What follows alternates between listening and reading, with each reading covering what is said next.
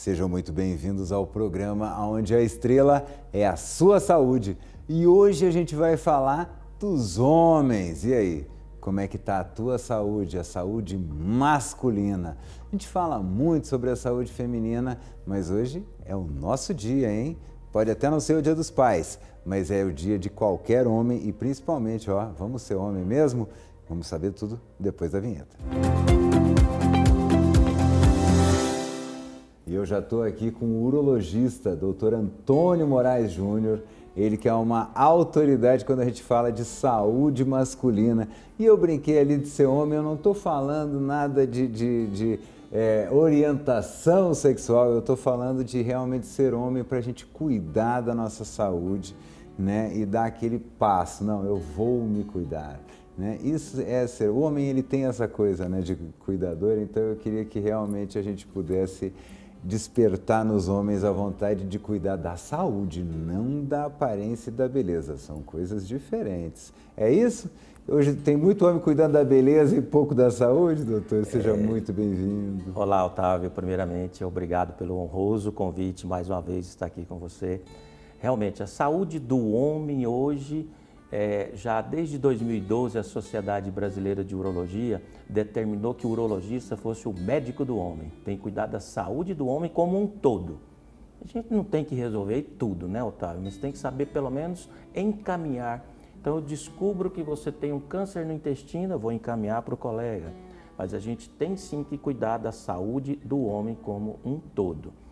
E hoje não tem como falar saúde do homem se não falar de próstata, de cálculo renal, de testosterona, reposição de testosterona. Essa é boa, que essa é polêmica. O que é urologista, hein, Otávio? Você sabe que pouca gente sabe o que é urologista. Doutor, o que é urologista? Eu já ouvi isso muito. Vamos explicar. O urologista cuida do aparelho urinário do homem e o aparelho reprodutor do homem. Porque quem cuida da mulher aparelho reprodutor já é o ginecologista. Então, e cuida do aparelho urinário da mulher. O urologista cuida de recém-natos, crianças, jovens, adultos e idosos. Ele é clínico, ele é cirurgião. Para ser um urologista hoje, Otávio, você tem que fazer 3 anos de cirurgia geral, depois mais 3 anos de urologia e depois, se possível, mais 1 ano de fellow, que é uma subespecialização em algum ramo da urologia. Quer dizer, além dos 5 anos ainda... São 6 anos de faculdade. 6 anos de faculdade. Mais 6 anos de residência médica e depois, se possível, mais 1 ano de fellow. Sem falar em mestrado, doutorado. Só para ser ali, sair, agora sou urologista. Agora eu sou urologista. Para você ir para o mercado, você tem que passar por essas fases. De 12 a 13 anos de estudo. Tem que ser. Isso e tem que estudar todo dia, viu, Otávio? Não adianta estudar só A reciclagem científica ela é diária. Eu até hoje, Otávio, ainda estudo quase todo dia. Participar dos congressos, dos eventos científicos também é muito importante. Eu brinco uma vez, o cardiologista, né, o Dr. Hasser, ele falou que ele disse, se você hoje decidir, eu vou tirar 1 ano sabático, quando você voltar você tem que estudar quase o ano seguinte para conseguir entrar no eixo. E eu acompanho, né, no finalzinho você vai ficar sabendo das redes sociais do doutor, eu acompanho, o senhor realmente vai nos congressos, tanto para falar, tanto como aluno, né? Como ali para aprender. Essa troca, ela é importante entre os médicos? Otávio, a medicina é uma ciência de verdades transitórias. Talvez o que você fala hoje, amanhã já não é. E talvez o que você condenou lá para trás volta à tona. Então, essa reciclagem científica permanente é muito importante. A ciência está evoluindo muito. Já pensou, Otávio, se você falasse para o seu avô lá atrás que você ia fazer uma cirurgia robótica? Já pensou? Então, está evoluindo muito. A cirurgia videolaparoscópica, cirurgia robótica. Então, medicamentos para câncer de próstata, para câncer de bexiga. Na área da oncologia, temos a imunoterapia hoje, que está trazendo mais sobrevida aos pacientes em vários tipos de câncer. Então, está evoluindo muito. E para você acompanhar, respondendo a tua pergunta, é importante essa reciclagem, participar dos eventos científicos para ficar atualizado. E é interessante isso, essa questão das verdades transitórias. Isso é tão verdade que por exemplo, se eu fosse para falar para o meu avô que o médico de família era ultrapassado, ele ia me xingar, ele ia dizer que o médico de família era tudo. Se eu falasse para minha mãe que o médico de família era tudo, ela ia dizer que isso era coisa de gente ultrapassada. E hoje a gente tem iniciativas enormes para voltar o médico de família. Se eu falasse para o meu avô que ovo fazia mal, ele ia me xingar e dizer que galinha está no mundo que Deus botou e é para a gente comer o ovo. Se eu falasse para minha mãe que o ovo fazia mal, ela ia concordar, porque eram os estudos da época dela. E hoje o povo vai comer ovo até ele fazer mal, porque hoje também o povo come 30 ovos de uma vez só. Então, vai evoluindo, não tem como parar. Aquilo que eu aprendi pode deixar de ser hoje com a realidade. tecnologia em mãos, tecnologia hoje, você pega e tem várias, né, fontes de tecnologia, inteligência artificial. Qual congresso que a gente vai agora que eu não tenho aula de inteligência artificial? Eu fiz um congresso agora de uro-oncologia em São Paulo, tem um mês e meio.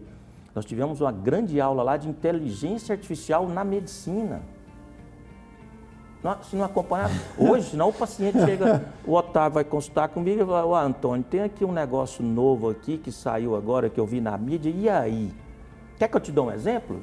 Otávio, as canetinhas para emagrecer, os medicamentos para emagrecer. Ah, isso é super novidade. Saiu agora na rede social, né, o quê? As canetinhas levando à impotência sexual, disfunção erétil. E aí, Otávio, é verdade ou não? Essa eu quero saber, hein? Vamos atrás. Você tem que ir atrás rápido. O que acontece? Vamos já aproveitar que a gente, né, que entrou nesse assunto. Essas canetinhas, né, os nomes comerciais, Ozempic, Mondiaro, de uso semanal, o que acontece? Tem as duas linhas de raciocínio, os estudos científicos, tudo que você for responder hoje, Otávio, tem que ser estudo científico. Eu acho, isso não é evidência científica. O que dizem? Tem duas linhas de raciocínio do estudo científico. Que, muito pelo contrário, quando você perde peso, testosterona sobe, o que é a tendência? Melhorar. Melhorar a libido, né? Tem um outro estudo, Otávio, que diz só que quando você usa esses medicamentos, eles atuam na dopamina. Para quê? Para inibir o apetite. Só que pode também inibir a libido e às vezes levar também à disfunção erétil. Só que isso aí, os trabalhos mostraram que é 1,5%. 1,5% estatisticamente não é significante. Então, quer dizer, e agora? O que nós precisamos? Precisamos de mais estudos, passar pelo crivo do tempo, para você afirmar para o paciente que a canetinha semanal leva ou não à disfunção erétil. Uhum. Então, muito cuidado. Quando o estudo ainda está passando por... Precisamos de estudo controlado, randomizado, prospectivo. Você pega um grupo de 1.000 pacientes que usou a canetinha e um grupo de 1.000 que não usou, que usou placebo. Chama estudo prospectivo, controlado, randomizado. Aí você vai ter um embasamento científico para responder. Leva ou não leva disfunção erétil e queda da libido às canetinhas? Hoje a resposta é o que eu te falei. É contraditório e tem as duas linhas de raciocínio. Aquela que diz que até melhora e aquela que diz que sim, pode piorar por causa da ação na dopamina. E agora só o tempo e muita pesquisa vai mostrar quem tem razão. Não é o TikTok. Exato. Não é a rede social que vai dizer quem isso é que você deve explicar para o paciente. É isso que você deve explicar. Tá? E, incrível, Otávio, se você falar assim, eu vou usar a canetinha e vou ter disfunção erétil, o componente psicogênico vai atuar. E o paciente vai evoluir com disfunção erétil, porque ele tomou a canetinha já falando, eu vou ter disfunção erétil. É o condicionamento psicogênico. Por isso que precisa ter 1.000 ali tomando placebo, mas achando que está tomando, porque aí eu consigo... Quando eu disse aqueles que vão usar o produto e o não produto, o nome correto é placebo. Parabéns, é isso mesmo. Que é só ali a aguinha com açúcar. No caso de comprimido é farinha de trigo e no caso de injetável é água. Então quer dizer, aí eu tenho. Não, mas aqui deu, não, mas meu amigo, você não estava tomando nada, foi só essa cabeça. Então foi o mesmo número que fez aqui. Mas, de qualquer maneira, assim, quando a gente fala em obesidade, a gente está vivendo essa epidemia, né, de obesidade. É uma doença crônica, a obesidade. E quando você baixa, você diminui o peso, aquele sobrepeso. Teu corpo estava trabalhando demais para segurar aquele tanto de carne, de massa. Você conseguiu emagrecer. Melhora automaticamente a testosterona? Tem uma aula que a gente dá aí que tem um slide, eu trouxe esse slide até de fora. Se você perder 10% do teu peso, a sua testosterona vai subir 60 pontos. 10% do peso sobe 60 pontos. Se você perder 30%, vai subir 200 a sua testosterona. Então, sim, a perda de peso no obeso faz subir a testosterona. Hábitos saudáveis faz subir a testosterona. Então, se você é obeso, diabético, hipertenso, sedentário, fumante e bebe bebida alcoólica muito, você tem grande chance de evoluir com hipogonadismo. O que é isso, Otávio? Hipogonadismo é o nome correto de quem tem queda de testosterona, porque não existe andropausa no homem. Quando a gente fala andropausa, tem que ser entre aspas. Ah, é verdade? Andropausa é um nome, é um apelido para explicar o quê? Que na verdade é hipogonadismo tardio do adulto, que significa, mais comum após os 45 anos, que significa a queda da testosterona e os sinais e sintomas decorrentes desta queda da testosterona. Quais são os sinais e sintomas? No mínimo 17 itens. Vamos enumerar alguns? Nossa! Queda da libido, disfunção erétil, aumenta a gordura visceral, osteopenia, fraqueza muscular, distúrbio da memória, declínio do sono. Chega, né? Nossa, já é notícia ruim demais. Tudo isso faz parte do hipogonadismo, que é a queda da testosterona, mais esses sinais e sintomas. E quando que começa o hipogonadismo naturalmente? Assim, naturalmente, todos os homens... Por que não chama andropausa? Porque nem toda mulher vai ter menopausa. A não ser que ela vai morrer antes, né? Toda mulher vai ter menopausa. E a menopausa dura aí em torno de 1 ano a 5 anos, é transitório. Nem todo homem vai ter hipogonadismo, nem todo homem. 20% dos homens vão ter hipogonadismo. De cada 5 homens, 1 vai ter hipogonadismo. Que já aprendeu o que é hipogonadismo, que é a queda de produção da testosterona. Quem produz a testosterona? Os testículos. Então, 20% dos homens, os testículos vão diminuir a produção de testosterona e que irão levar a esses sinais e sintomas que eu relatei agora. Já gostei da dica. Ao invés da senhora que está em casa assistindo a gente ameaçar o marido, não, vai cair tua testosterona, você olha para ele e fala, você vai ter hipogonadismo, que aí dá um medo. Exatamente. Aí, olha essa palavra, hipogonadismo. Nossa, eu ia fazer o que ela mandasse. E eu não poderia sair daqui, Otávio, até tipo assim um desabafo, uma mensagem. O que eu sofro no consultório, Otávio, com os pacientes jovens, principalmente em academia, fazendo reposição indevida e inadequada de testosterona. Não tem indicação nenhuma. Os testículos dele estão produzindo a testosterona sérica no sangue está normal e ele usa a testosterona. O que pode acontecer com ele, Otávio? Os testículos vão diminuindo de tamanho ao ponto de ficar do tamanho de uma ervilha. Aí o testículo serve para 2 coisas, produzir testosterona e produzir o espermatozoide. Aí ele para de produzir o espermatozoide e a testosterona. Esse indivíduo vai ficar infértil, não vai ser pai nunca mais e vai ter que fazer reposição de testosterona para o resto da vida. Nossa. É grave, jovem. É sério. Todo dia senta um jovem no meu consultório com isso, Otávio. E eu explico, mas ele prefere olhar no espelho e ver o maromba. O que você disse no início, a estética do homem. Que é diferente da saúde do homem. Que é diferente da saúde do homem. Você acha, porque o cara é cheio de músculo, musculoso, ele vai Está saudável. Vai não, tá ele está saudável. Não, olha ele. Tá... Eu vou citar aqui, porque apareceu na mídia no Brasil inteiro, óbitos, no mínimo, tiveram 3 óbitos recentes, pacientes que usaram superdosagem de testosterona. Por quê? Superdosagem, o sangue fica grosso, que nem óleo diesel queimado, grosso. Aumenta o hematócrito, aumenta a hemoglobina, o sangue fica grosso e não flui.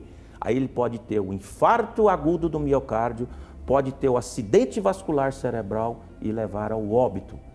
Nós tivemos 3 casos relatados na mídia nacional, pessoas que fizeram superdosagem de testosterona e foram a óbito. Um com 32 anos, o outro com 35 anos. Um atleta, a gente até mostrou isso aí lá no portal da Athena. Eu às vezes até me exalto quando eu vou falar nesse assunto, Otávio, que a gente sofre muito no consultório com isso. E eu queria deixar essa mensagem, queria deixar esse recado. O meu último slide é o seguinte: terapia de reposição de testosterona, muito bem-vindo, quando bem indicado. E tem hábitos que também podem fazer cair a testosterona? Às vezes você dormir bem ou dormir mal, tem diferença? Comer bem e comer mal? Hábitos saudáveis, praticar exercício físico, não fumar, beber com moderação, não ser obeso, dormir bem, ter uma roda de bons amigos. Hábitos saudáveis faz subir a testosterona. E o inverso disso, o obeso, o diabético, o fumante, o sedentário, faz diminuir a testosterona. Vou te contar uma passagem rapidinho interessante. Jogo Brasil-Itália, decisão da Copa do Mundo. Depois você me ajuda a lembrar que ano que foi. Isso é fato real que eu estou contando aqui. Decisão da Copa do Mundo. Não, 90 e... Você lembra que o cara errou o pênalti que o Brasil foi campeão do mundo? Bádio, 94. Chutou lá na arquibancada. O que aconteceu? Eles pegaram 100 homens lá do jogo, os italianos, fizeram um estudo, dosou a testosterona antes do jogo e depois do jogo. 100 homens da Itália, 100 homens do Brasil. E verificaram o seguinte: esses homens que tiveram a dosou a testosterona antes do jogo e depois, os italianos que foi dosada a testosterona depois do jogo, a testosterona estava muito mais baixa do que a dos brasileiros. O que ele quer dizer com isso? Até a parte da saúde mental, vamos dizer, da alegria, da satisfação, faz, se tiver o cara para baixo, tiver down para baixo, faz baixar a testosterona. Quer dizer, os que estavam tristes, né? O Brasil continuou do mesmo jeito, talvez eu me coloquei mal. Do Brasil continuou. Então a testosterona era 500, continuou 500. E os da Itália... Por causa da frustração. Exatamente. Baixou. E aí entra um fator psicológico muito violento, que às vezes a pessoa, né, a gente fala muito, e o homem brinca muito com o outro, né, que isso aí só na tadalafila, né, só no remedinho. E às vezes a pessoa não tá legal na cabeça, aí ela vai lá, não se sai bem ou não consegue performar, né, com a esposa, e ele já, pronto, a partir dali ele acha que ele precisa tomar aquele medicamento o tempo inteiro, recorre para ele. Como é que o homem precisa lidar com essa questão na cabeça para entender quando é um episódio e quando é um problema? Ótimo quesito. Não poderia sair daqui sem falar na disfunção erétil. Disfunção erétil, nós temos uma disfunção erétil orgânica, é um problema no organismo, que pode ser neurológico, endócrino, farmacológico e vascular. Tá? Então, desses aí, por exemplo, o diabético pode ter neurológico e vascular, porque obstrui as artérias que levam o sangue e também dá o problema de polineuropatia periférica, agride os nervos. Então, vascular, neurológico, hormonal e farmacológico. Farmacológico, você toma remédios para pressão, para diabetes, remédios, principalmente que atuam no sistema nervoso, que pode levar a disfunção erétil. Então, temos a orgânica, explicamos, temos a psicogênica e temos a mista, associação dos dois, orgânico e psicogênico. Indivíduo jovem, a maioria, a disfunção erétil é psicogênica. Se ele tem só um episódio, é transicional, foi um episódio só, né? E ele é novo, isso aí, se ele preocupar, vira uma bola de neve. Aí ele lança a mão da tadalafila, aí ele vai ter uma dependência psicogênica. Porque aí sempre que for, se eu não tomar, eu não vou funcionar. Dependência psicogênica da tadalafila, que é o que você acabou de citar, pode acontecer. Deu problema uma vez, mas ele, ao invés de ir no médico, ele começa a tomar sozinho, não precisa de receita, vai ali na farmácia e... No começo era caro, hoje eu vejo uns negócios de porta de farmácia aí, 14 pila, não sei quantos comprimidos. Falei, mas isso é para matar o povo? Porque no começo eu lembro que muita gente tomava uísque, esse negócio, teve muita gente que teve infarto. E tem que encarar, Otávio, disfunção erétil é uma doença. Disfunção erétil é uma doença, tem que ser tratada. Olha bem, 50% dos homens no Brasil e no mundo vão evoluir com disfunção erétil após os 45 anos.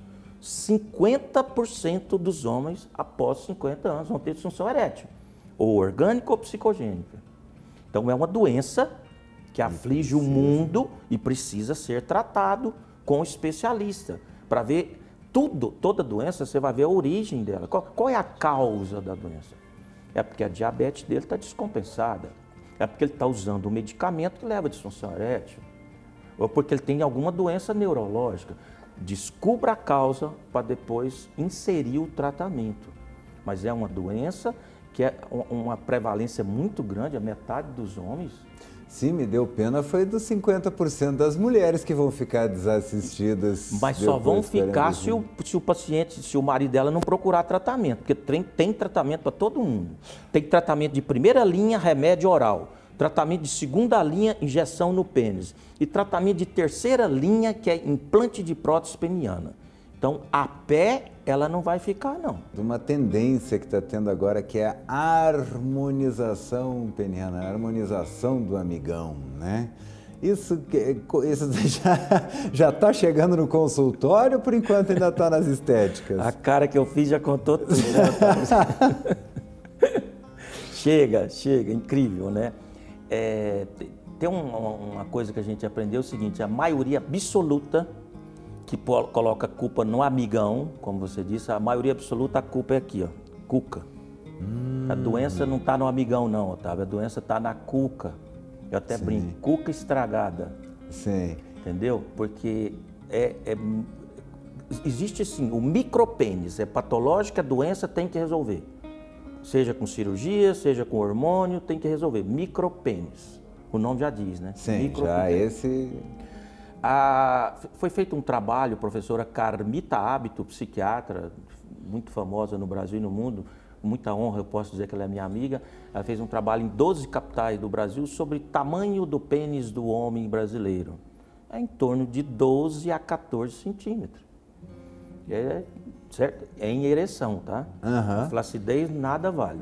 É sempre raciocínio em ereção. Não tem parâmetro. Eu até brinco, em flacidez não vale. Então, o que acontece? A maioria dos homens tem o pênis normal, tem o escroto normal, mas veio essa moda agora aí de harmonização da genitália externa, né? O cara quer fazer plástica no escroto, quer fazer alongamento peniano, engrossamento peniano. O que a Sociedade Brasileira de Urologia e que o FDA aprovam até agora, né? Ácido hialurônico, mas...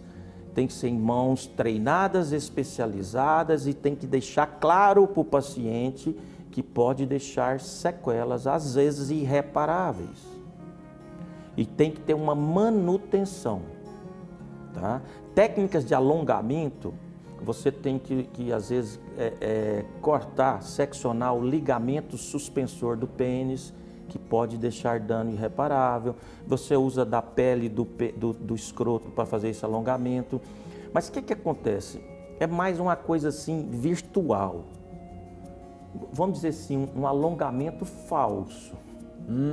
Porque na verdade o corpo cavernoso do pênis, que dá realmente o tamanho do pênis, ele continua do mesmo jeito. Então seria uma mudança estética, que às vezes esteticamente não fica legal e que pode trazer danos. Tem que ser em mãos especializadas, com treinamento adequado e sempre pesquisar se ele tem título de especialista, se ele é reconhecido pela Sociedade Brasileira de Urologia. É fácil de pesquisar isso aí. Tem o treinamento e tem que ser muito bem orientado. Antes de indicar esse tratamento cirúrgico, primeiro você tem que avaliar o perfil psicológico desse paciente.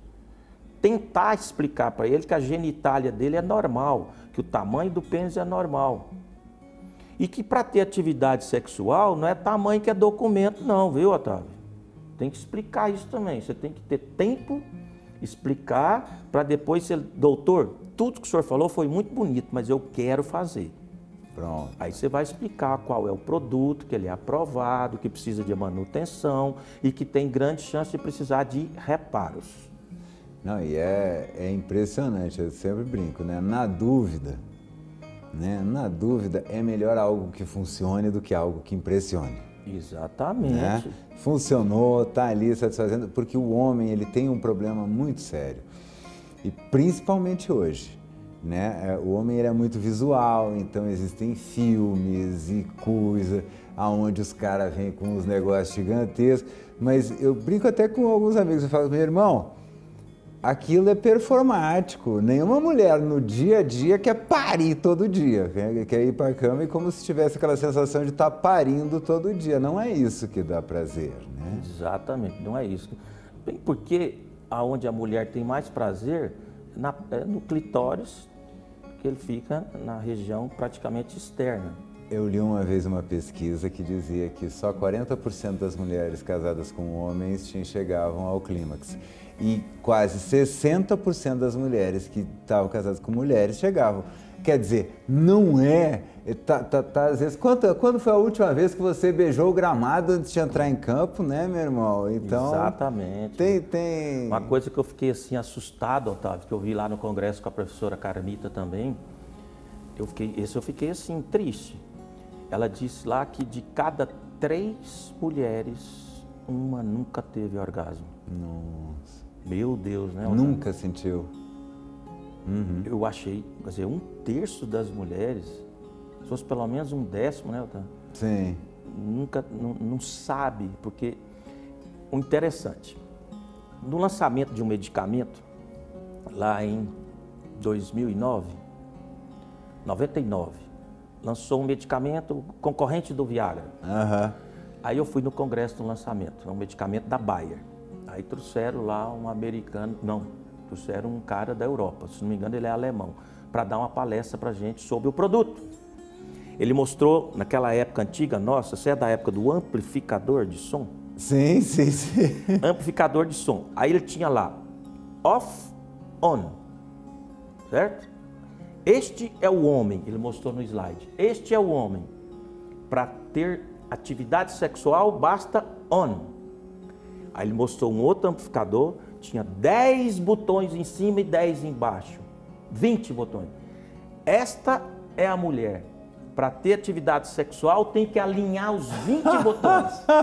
Genial! Não precisa falar mais nada, genial, né? exato. A mulher, se a cuca não tiver boa, não tem clima.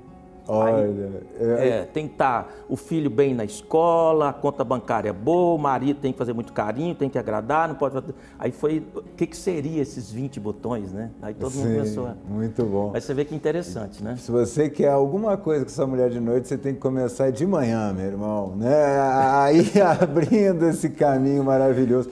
Infelizmente o nosso tempo voou.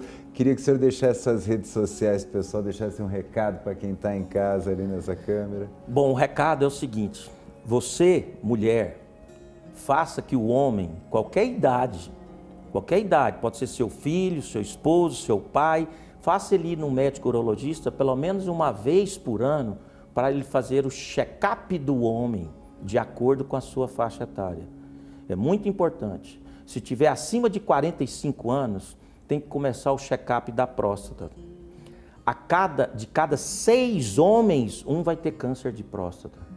A cada 8 minutos, nós temos um diagnóstico de câncer de próstata no Brasil. A cada 40 minutos, nós temos um óbito por câncer de próstata no Brasil. Então, procure o seu médico urologista uma vez por ano. Os assuntos a gente poderia ficar aqui o dia inteiro falando da saúde do homem e de doenças do homem. Mas o recado é esse. Parabéns, Otávio, por ter esse programa que vai orientar todo mundo como e quando deve procurar o seu especialista. E procure o urologista, qualquer faixa etária, porque existem doenças para todas as faixas etárias. E muito obrigado. O meu Instagram é Dr. Antônio Moraes Jr. E o e-mail é meu nome, antoniodemorailjunior@gmail.com. Será um prazer falar com vocês. Obrigado, Otávio, pelo honroso convite. Nós que agradecemos aqui a sua presença, muitíssimo obrigado. E com essas dicas, a gente se despede, lembrando você, ó, realmente o doutor tem toda a razão. O homem, ele só vai no médico e casa porque vocês falam que hora que a gente tem que estar lá, senão a gente não vai não, tá bom? Um grande beijo e até o próximo programa.